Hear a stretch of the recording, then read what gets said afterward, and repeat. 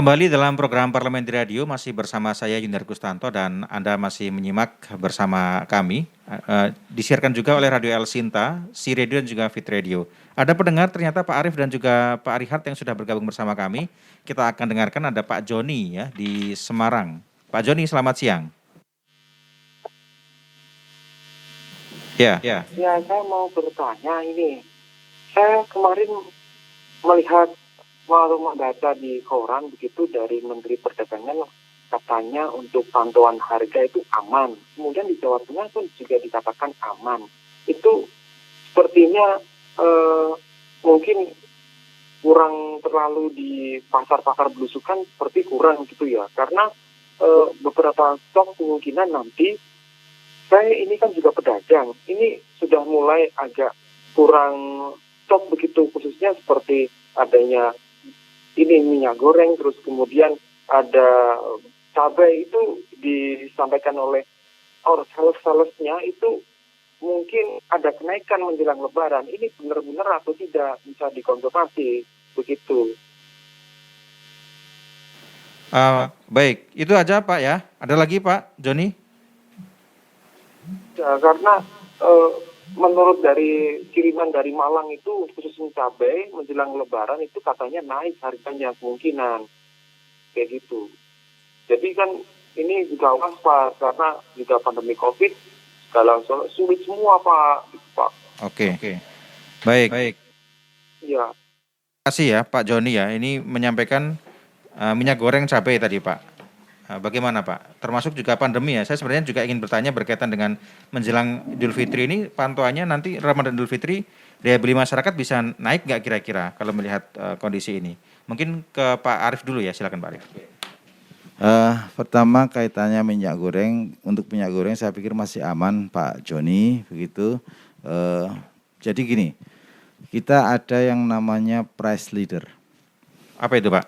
Terus ada beberapa retail yang memang retail modern utamanya itu adalah oleh Kementerian Perdagangan dianggap sebagai price leader, manakala untuk produk-produk yang sifatnya kemasan di dalam tidak ada transaksi ya. Terus kalau jenengan ke supermarket itu kan harga sudah sehingga ketika seperti minyak goreng itu di sana persediaan masih cukup banyak, harganya pasti tetap 12,5. Ya, harga naik turun itu adalah harga yang ada di pasar rakyat. Oh iya. Misalnya itu. Nah, memang kalau ada ketika kita bilang harga naik itu harga naik yang ada di pasar rakyat. Sebagai memang harga pantauan yang memang juga dipantau sebagai indikator inflasi. Jadi pasar itu memang ada keunikan dua, ada yang sifatnya price leader yang harganya sudah pasti. Dan ada yang di mana di situ ada permintaan supply and demand berinteraksi itu di pasar rakyat. Sehingga ketika memang di pasar yang ada supply demand ini naik, maka tadi ada pilihan kebijakan untuk di retail modern yang harganya pasti ada di situ. Kalau Idul Fitri Pak nanti singkat barangkali. Kalau Idul Fitri pasti masih aman. Terus kemudian kaitannya dengan cabai, hubungannya tadi ada yang penyuplai dari Malang katanya karena ini pandemi dan sebagainya. Ini saya pasti hubungannya dengan takut akan penyekatan dan sebagainya. Ya toh, karena ada mungkin itu kan datangnya cabainya dari Jawa Timur ya. Dari Jawa Timur. Nah, sebenarnya tidak ada alasan untuk para distributor untuk kemudian dengan alasan pandemi untuk kemudian menaikkan, karena tidak ada kendala untuk pergerakan mobilitas distribusi bahan pokok. Mereka masih sangat diperbolehkan. Yang nggak boleh kan yang mudik. Kalau yang mudik masih boleh. Kalau itu masih BBM dan sebagainya, sehingga dengan alasan itu kalau ada middleman yang bilang ini nanti pandemi bisa menyebabkan Pak kemungkinan pandemi akan naik dan sebagainya. Enggak, saya kira enggak. Ya, jadi mungkin kalau ada hal seperti itu bisa lapor aja ke kami. Langsung lapor ke Disperindak Provinsi Jawa Tengah. Kita nanti bisa bekerja sama dengan Satgas untuk checking apakah ini masalahnya karena dia terkendala apa begitu naiknya atau bagaimana, nanti kita bisa tahu bareng. Baik, terima kasih Pak Arif.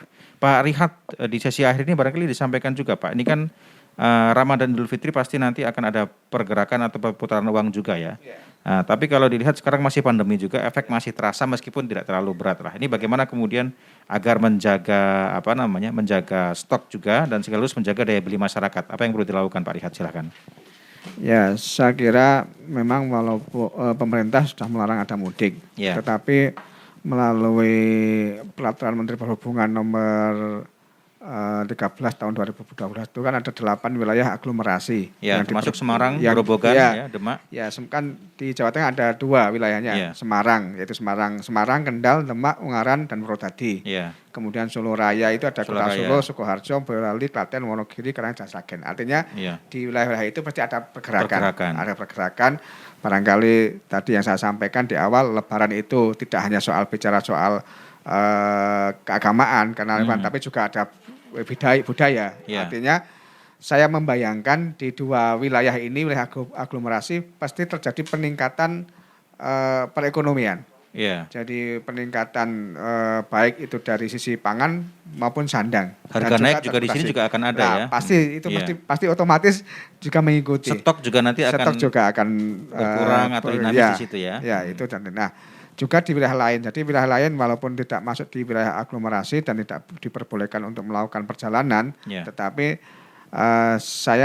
bayangan saya kalau lihat dari konteks hari ini di mana masyarakat ya hati-hati pasti, prokes iya, tetapi kita tidak bisa mengendalikan secara jam per jam, hari per hari. Nanti ketika Idul Fitri itu mau seperti apa? Menjelang Idul Fitri, apakah betul-betul mandek, nggak ada pergerakan ekonomi, atau ya tetap aja berjalan saja? Karena misalnya wilayah Temanggung, ya udah orang Temanggung saja di situ, kemudian melakukan aktivitas pasar. Nah, persoalannya adalah kalau kemudian terjadi kekurangan stok barang di wilayah yang memang di situ ada pergerakan ekonomi menjelang Lebaran, nanti bagaimana ketika juga tidak ada pasokan? Tetapi kan ada perlakuan khusus soal angkutan bahan logistik pokok, logistik kan juga masih diperbolehkan di situ. Nah, saya kira ini saya optimis bahwa ekonomi kita, pertumbuhan ekonomi di Jawa Tengah yang nanti BI memprediksikan di tahun 2021 akan tumbuh kembali 5,2% setelah tahun 2020 mengalami penurunan yang cukup drastis lah. Nah, saya kira ini nanti tinggal kita bekerjasama dengan semua pihak yang berwenang untuk selalu mengantisipasi dan selalu memantau terutama perkembangan ketersediaan bahan-bahan pokok menjelang Lebaran. Oke, baik. Tapi kalau berkaitan dengan inflasi tetap masih kecil ya? Jadi kita month to month-nya kemarin bulan Maret 0,08. 0,08 ya? Itu pun hanya dikarenakan cabai saja. Oke. Nah, iya. Itu alhamdulillah. Insya Allah lah nanti masih aman lah, bisa terjaga gitu. Dengan inflasi yang masih aman berarti insya Allah aman ya Pak Rihat ya? Insya optimis Allah, ya? Saya kok optimis Jawa Tengah tetap aman, Jawa Tengah tetap adem, ayem, tentrem dan sejahtera. Oke, baik. Baik, kita sudah masuk di penghujung acara. Pak Rihat dan juga Pak Arief, terima kasih ya sudah berbincang bersama El Sinta. Ini menjadi satu angin segar buat masyarakat pendengar El Sinta, pendengar Si Radio dan juga Fit Radio bahwa stok aman.